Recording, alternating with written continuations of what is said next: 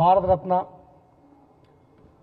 మాజీ ప్రధాని మా అందరికీ ప్రీతమ నాయకులు రాజీవ్ గాంధీ గారి వర్ధంతి సందర్భంగా వారి ఘనమైన నివాళులర్పిస్తూ ఈ భారతదేశాన్ని 21వ శతాబ్దంలోకి నడిపించిన వ్యక్తి అనేక సంస్కరణల ద్వారా పంచాయతీరాజ్ వ్యవస్థని పటిష్టం చేస్తూ ఈ ఎలక్ట్రానిక్ ఉద్యమాన్ని సాంకేతిక ఉద్యమాన్ని భారతదేశానికి పరిచయం చేసి ఈ కంప్యూటర్లో ఈరోజు ఇంత వందల మంది జీవనోపాధి లక్షల మంది కోట్ల మంది జీవనోపాధి కల్పిస్తున్నట్టు ఆ రోజు అవలంబించిన సాంకేతిక విధానాలు ఆ రోజు ముందు చూపుతో రాజీవ్ గాంధీ గారు ప్రవేశపెట్టిన విధానాల వల్ల ఈరోజు భారతదేశం ఆర్థికంగా సాంకేతిక విప్లవంలో ముందు ఉందంటే ఆ ఒక్క గొప్పదనం మాజీ ప్రధాని భారతరత్న రాజీవ్ గాంధీ గారిని తెలియజేస్తూ వారికి కాంగ్రెస్ పార్టీ తరఫున తెలంగాణ ప్రదేశ్ కాంగ్రెస్ తరఫున ఘనమైన నివాళులు అర్పిస్తూ మిత్రులారా మీరంతా చూస్తున్నారు దేశవ్యాప్తంగా కూడా ఈ భారతీయ జనతా పార్టీ మోడీ గారి నాయకత్వంలో దుర్మార్గంగా పెట్రోల్ డీజిల్ ధరలు కేవలం 4 రోజుల్లో 4 రూపాయలు పెంచింది. కనీ విని ఎరుగని ఈ చరిత్రలో లేని దుర్మార్గమైన చర్య. మేము బీజేపీ వాళ్ళని ఒక్కటే ప్రశ్నిస్తున్నాం, ఈ దేశాన్ని ఏం చేయదలుచుకున్నారు? భారతదేశ ప్రజల్ని ఏం చేయదలుచుకున్నారు? ఈ భారతదేశ ఆర్థిక వ్యవస్థని ఏ విధంగా నాశనం చేయాలనుకుంటున్నారు మీరు? సామాన్యుల మీద ఏ విధమైన భారం పడబోతుంది? రవాణా వ్యవస్థ మీద, నిత్యావసర సరుకుల మీద ఎంత దారుణమైన పరిస్థితులు రాబోతున్నాయి. మేము ముందుగానే రాజీవ్ గాంధీ గారు, రాహుల్ గాంధీ గారు హెచ్చరిస్తున్నారు అనేక పర్యాయాలు అనేక వేదికల మీద. మేము భారతీయ జనతా పార్టీ సూటిగా ప్రశ్నిస్తున్నాం, మీరు అధికారంలోకి వచ్చిన ఈ 12 సంవత్సరాల్లో పెట్రోల్ వ్యవస్థ మీద దోచుకున్నంత ధనాన్ని గతంలో ఎవరూ దోచుకోలేదు.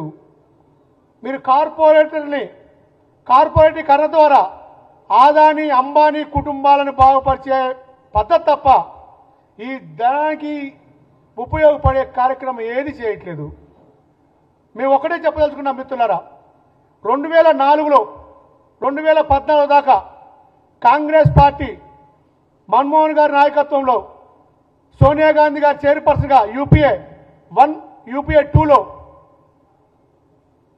పెట్రోల్ మీద ఎంత క్రమశిక్షణ బాధ్యతగా ఈ దేశానికి ప్రజలకి యూపీఏ ప్రభుత్వం చేసింది. మీరేం చేస్తున్నారు? నేను ఒక్కటే ఒక చిన్న ఉదాహరణ చెప్పదలుచుకున్నా. ఆ రోజు 2004లో డాలర్ రేటు 45 రూపాయల 60 పైసలు ఉంది. 2004లో మన్మోహన్ సింగ్ గారు ప్రధానమంత్రిగా ఉన్నప్పుడు ఆ రోజు బ్యారెల్ ధర 37 రూపాయలు ఉంది. 37 రూపాయలు బ్యారెల్ ధర ఉంటే మీకు పెట్రోల్ 35 రూపాయల నుంచి 36 రూపాయలు ఉంది 2004లో. అదే డీజిల్ ధర 22 రూపాయల నుంచి 24 రూపాయలు ఉంది 2004లో. 2014లో కాంగ్రెస్ ప్రభుత్వం దిగిపోయే రోజుకి ఆ రోజుకి డాలర్ ధర 62 రూపాయలు,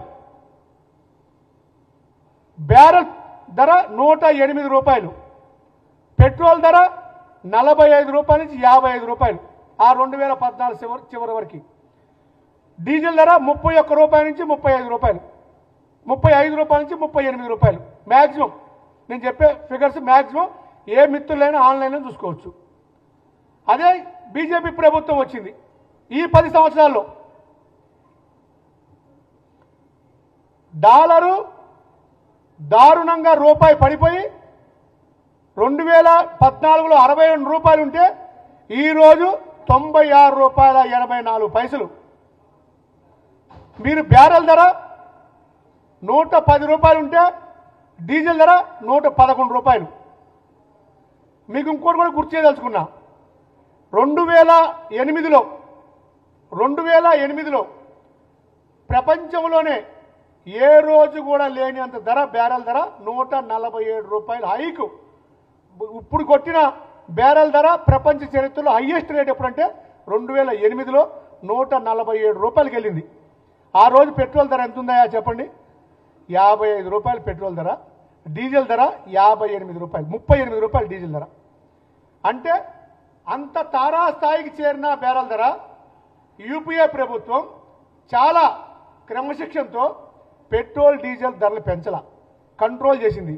ఆ రోజు ₹1 పావలా పెంచితే సిలిండర్ పెట్టుకొని ఆ సిలిండర్లకు ఒక ఆమె ఉండే ఢిల్లీలో, ఆ ముందు కూర్చొని ప్రతిరోజు రోడ్డు మీద కూర్చునేది. ఈరోజు ఏం జరుగుతుంది? ఈరోజు యూపీఏ ప్రభుత్వానికి 10 సంవత్సరాలు, బీజేపీ ప్రభుత్వానికి 12 సంవత్సరాలు కంపేర్ చేసుకుంటే ఆర్థిక వ్యవస్థ ఈ 12 సంవత్సరాల్లో చిన్నాభిన్నమైంది. ఆర్థిక వ్యవస్థ కుక్కలు చింపిన విస్తరైంది. మిత్రులారా, మీరు గమనించండి, 2026 మొన్న జనవరిలో పెట్రోల్ ఎంత ఉండే? ₹96, ₹97 ఉండే. కానీ అప్పుడు బ్యారెల్ ధర ఎంత ఉండే? ₹62, ₹66 ఉండే. మరి పెట్రోల్ తగ్గించారా? డీజిల్ తగ్గించారా? గ్యాస్ తగ్గించారా?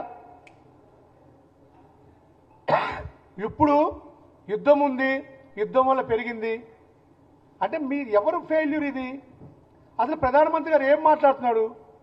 మీరు బంగారం కొనొద్దంటాడు, మీరు విదేశీ పర్యటనలు చేయొద్దంటారు, మీరు అనవసరం ఖర్చు పెట్టొద్దంటారు, మీరు ఇంట్లోంచే వర్క్ చేయమంటాడు, మీరు కారు వాడొద్దంటున్నాడు. ఈ సన్నాసి మాటలన్నీ మీరు వైఫల్యం చెందారని ఒప్పుకోకుండా ఈ పనికిమాల మాటలు, సన్నాసి మాటలన్నీ ఎందుకు మాట్లాడుతున్నారు ప్రధానమంత్రి గారు?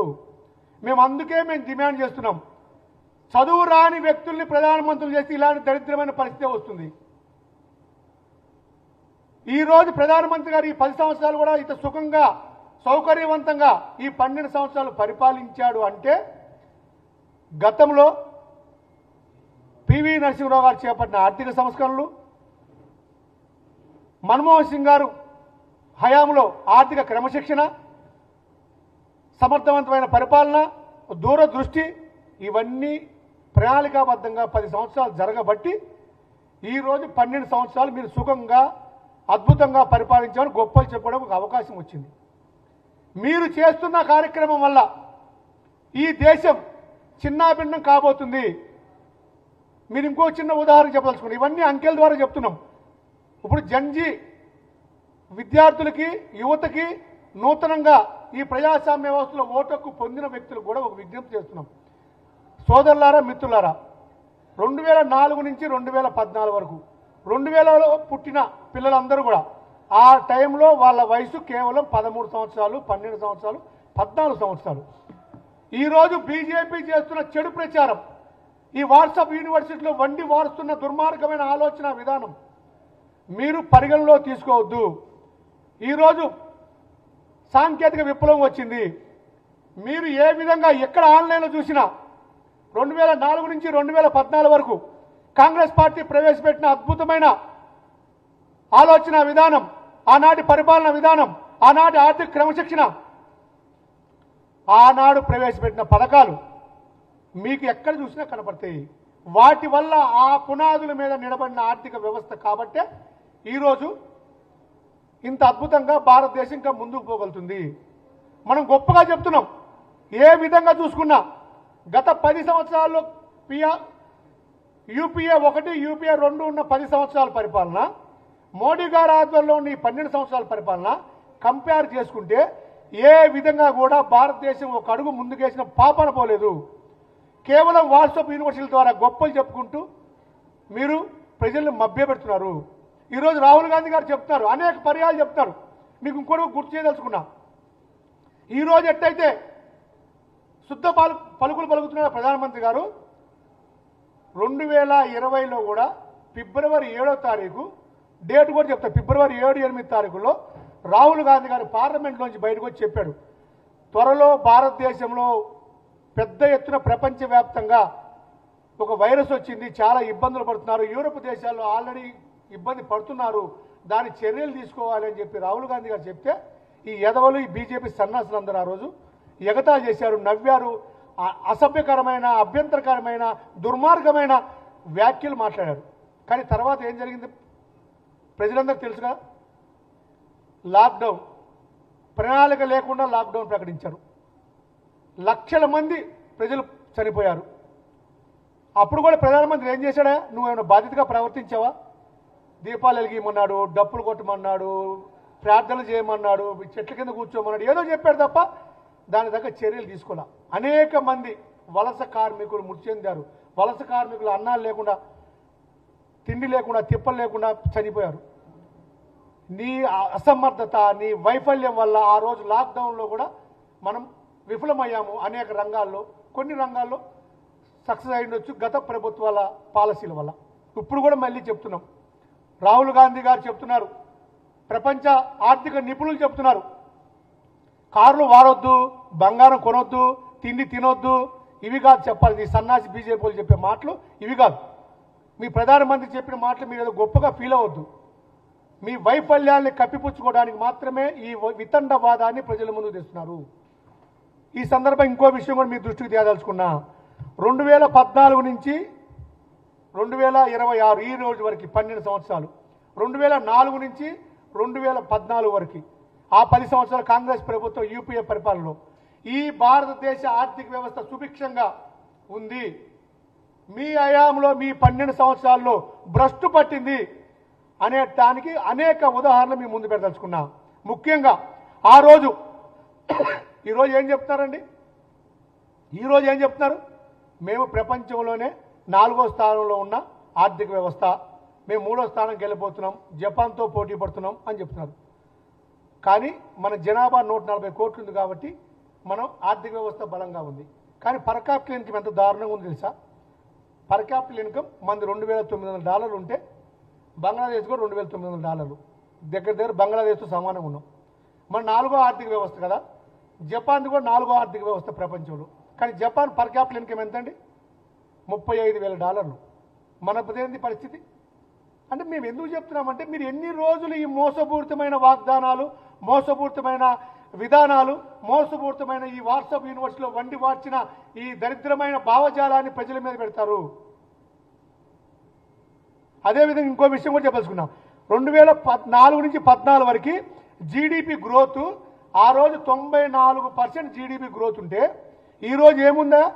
ఈ 12 సంవత్సరాల్లో భారతీయ జనతా పార్టీ ఆధ్వర్యంలో జరిగిన అభివృద్ధి ఏంటంటే 70% జీడిపి గ్రోత్. అదేవిధంగా ఆ రోజు సెన్సెక్స్, ఇప్పుడు ప్రతిదానికి మోడీ గారు ఏం చెప్తారు? ఇవాళ సెన్సెక్స్ పెరిగింది, తగ్గిందని కంపేర్ చేస్తారు బీజేపీ నాయకులందరూ. వాళ్ళందరూ కూడా చెప్పదలుచుకున్నాం.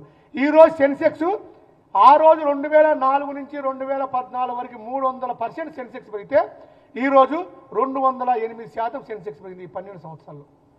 మీరు గొప్పగా చెప్పుకుంటే ఆర్థిక సూచిక. అదేవిధంగా ఆ రోజు గూడ్స్ 10 సంవత్సరాల్లో గూడ్స్ మనం అవుట్ కంట్రీస్కి ఎక్స్పోర్ట్ చేసింది 770% పెరిగితే, కేవలం ఈ 12 సంవత్సరాల్లో మనం పెట్టిన ఎక్స్పోర్ట్స్ ఏంటంటే 75% మాత్రమే పెరిగింది. అప్పుడుతో ఇప్పుడు కంపేర్ చేసుకుంటే అంటే ఎంత దారుణంగా మన విదేశాల్లో మనం పంపించే ఎగుమతులు ఎంత దారుణంగా విఫలమయ్యామో మీకు చెప్తున్నాం. అదేవిధంగా ఎఫ్డిఐలు, foreign direct investments, PV Narasimha Rao garu, Manmohan Singh గారి ఆధ్వర్యంలో ఆ రోజు ఆర్థిక సంస్కరణల ద్వారా భారతదేశానికి 640% దాదాపు 10 సంవత్సరాల్లో ఎఫ్డిఐలు 640% పైచిలుకు వస్తే ఈరోజు 79% వచ్చినాయండి ఎఫ్డిఐలు. ఎంత దారుణంగా విఫలమైనా చూడండి. ఇంకా మీకు ఇంకో సంగతి చెప్తున్నా. అసలు భారతదేశంలో ఎక్కువ మంది 2 వీలర్ వాడతాం కదా. 2 వీలర్స్ 2004 నుంచి 2014 వరకు 2 వీలర్స్ మార్కెట్లో 2 వీలర్స్కు సేల్స్ ఎంత ఉన్నాయంటే కాంగ్రెస్ పార్టీ హయాంలో 158% పెరిగితే భారతీయ జనతా పార్టీ ఆధ్వర్యంలో ఈ 12 సంవత్సరాలు కేవలం పెరిగింది 23%. 4 వీలర్స్ చూద్దాం. 4 వీలర్స్ అయితే భారతీయ జనతా పార్టీ ఆధ్వర్యంలో 65% పెరిగితే కాంగ్రెస్ పార్టీ హయాంలో 2004 నుంచి 2014 వరకు 150% పెరిగినాయి ఆ రోజు అమ్మకాలు. మీరు ఇవన్నీ కూడా ఆన్లైన్లో చెక్ చేసుకోవచ్చు. ఎందుకు చెప్తున్నామంటే ఇంత దారుణంగా ఈ ఆర్థిక వ్యవస్థని నాశనం చేస్తూ, భ్రష్టు పట్టిస్తూ, ఇంకా గొప్పలు చెబుతూ కాంగ్రెస్ పార్టీ మీద ఇంకా నిందలేస్తున్నట్టే బీజేపీ నాయకులు సిగ్గు చేరం ఉందని అడుగుతున్నాం. ఇంకొక దారుణమైన విషయం చెప్తా. ఈరోజు డాలర్ మన భారతదేశ స్వాతంత్రం వచ్చినాక గతాన్నంతా వదిలిపెడదాం. కాంగ్రెస్ పార్టీ 2004 నుంచి 2014 వరకు పరిపాలించిన టైంలో డాలరు 45 రూపాయలు 2004లో ఉంటే 2014లో 62 రూపాయలు, కేవలం 17 రూపాయలు పెరిగింది 10 సంవత్సరాల్లో. అదే బీజేపీ హయాంలో నాయన. ఈరోజు కాంగ్రెస్ ప్రభుత్వం 2014 మీకు అధికారం అప్పచెప్పుడు 62 రూపాయలు ఉంటే ఈరోజు 96 రూపాయల 85 పైసలు ఈరోజు. అంటే ఎంత షార్ట్లీ 100 రూపాయలు దాటే అవకాశం ఉంది. అంటే దాదాపు 34 రూపాయల, అంటే 34 రూపాయల 87 పైసలు, అంటే దాదాపు 35 రూపాయలు భారతదేశ స్వతంత్ర చరిత్రలో 60 సంవత్సరాలు ఎంత పెరిగిందో ఈ 12 సంవత్సరాలు అంత పెరిగింది. మీ దరిద్రమైన ఆర్థిక విధానాల ద్వారా, మీ దరిద్రం ముందు చూపు లేని ఆర్థిక విధానాల ద్వారా మీరు అమెరికా వాళ్ళకి భయపడుతుంటే ట్రంప్ ఇట మాట్లాడితే పోసుకుంటున్నారు. రష్యా దగ్గర కొనమంటే భయపడుతున్నారు, ఇరాన్ దగ్గర కొనమంటే భయపడుతున్నారు. అసలు ఎందుకు చేస్తున్నారు? ఈరోజు పెట్రోల్ మీద యుద్ధం జరుగుతున్న సంగతి మీకు ముందే తెలుసు. మీరు యుద్ధం రాకముందే మీరు ఇజ్రాయెల్ పర్యటించారు. మీరు యుద్ధం రాకముందే మీరు ప్రపంచ నాయకుడుగా నేనే విశ్వగురు విశ్వగురు విశ్వగురు అని ప్రపంచమంతా చుట్టేసి ఆ ప్రపంచమంతా నాకే తెలుసు అన్నారు. మరి మీకు తెలీదా? ముందు చర్యలు తీసుకోవాలన్న మినిమం సెన్స్ అనేది మనకు ఉండాలి కదా. ప్రధానమంత్రిగా, మీ మంత్రివర్గంగా మీరు ఆలోచన చేయాలి కదా. ఇది పూర్తిగా భారతీయ జనతా పార్టీ వైఫల్యాన్ని కప్పిపుచ్చుకోవడానికి, ప్రజలని మభ్యపెట్టడానికి, ప్రజలు తప్పుదో పట్టిస్తున్నాడు ప్రధానమంత్రి మోడీ గారు. ఈ విధానాన్ని కాంగ్రెస్ పార్టీ తీవ్రంగా ఖండిస్తుంది. మేము ఒక్కటే తెలుసుకున్నాం, ఈ దేశానికి నిక్కచ్చైన నిజాయితీ గల విద్యావంతుడైన ప్రధానమంత్రి కావాలి. నీ లెక్క విదేశీ పర్యటనకు వెళ్ళి విలేకరుల సమావేశం వ్యక్తి కాదు. అసలు విలేకరుల సమావేశం విదేశాల్లో ఎందుకు? మన భారతదేశంలో ఈ 12 సంవత్సరాల్లో ప్రత్యక్షంగా విలేకరుల సమావేశం పెట్టని చేతగాని ప్రధానమంత్రి ఎవరున్నారంటే మన మోడీ గారి. ఈ 12 సంవత్సరాల్లో ఎప్పుడైనా పెట్టాడా? ప్రధానమంత్రి ప్రత్యక్షంగా విలేకరుల సమావేశం పాల్గొనలేని దౌర్భాగ్యమైన పరిస్థితుల్లో ఈ భారతదేశ ప్రధానమంత్రి ఉన్నాడు. ఇంకా మీకు ఏం కావాలి? అందుకే మరొక్కసారి జంజీ యువతకి, భారతదేశ ప్రజలకి, విద్యావంతులకి, మేధావులకి కాంగ్రెస్ పార్టీ నుంచి ఈ వేదిక నుంచి విజ్ఞప్తి చేస్తున్నాం.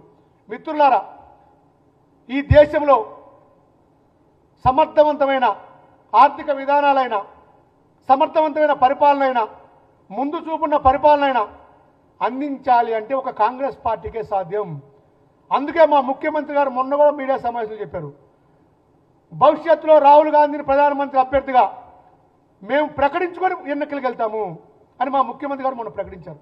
మేము ఎందుకు చెప్తున్నామంటే, విద్యావంతులైన ప్రధానమంత్రి 140-150 కోట్ల ప్రజలకి రిప్రజెంట్ చేసే వ్యక్తి, బాధ్యత గల వ్యక్తి ఉండాలి.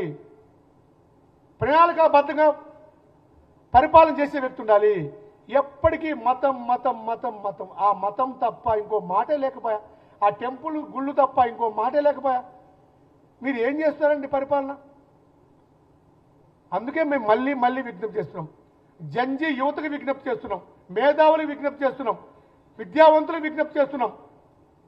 మీరందరూ కూడా 2004-2014లో సోనియా గాంధీ గారి చైర్పర్సన్గా నాయకత్వంలో మన్మోహన్ గారు ప్రధానమంత్రిగా ఎలాంటి పరిపాలన జరిగింది, ఆనాటి ఆర్థిక అభివృద్ధి ఏంది, ఆనాటి సంస్కరణలు ఏంది, ఆనాటి పథకాలు ఏంది, ఆనాటి తీసుకున్న అనేక ప్రజా ఉపయోగపరమైన పథకాలు ఏంది, ఈ 12 సంవత్సరాల కాల వ్యవధిలో ఈ ప్రధానమంత్రి నాయకత్వంలో ఎలాంటి పథకాలు ఇచ్చినారు, ఏ విధంగా వైఫల్యం చెందాము, ఏ విధంగా ఆర్థిక వ్యవస్థ చిన్నాభిన్నం జరిగిపోయింది, ఇది గమనించండి. మీరు కూడా ఆన్లైన్లో చెక్ చేయండి.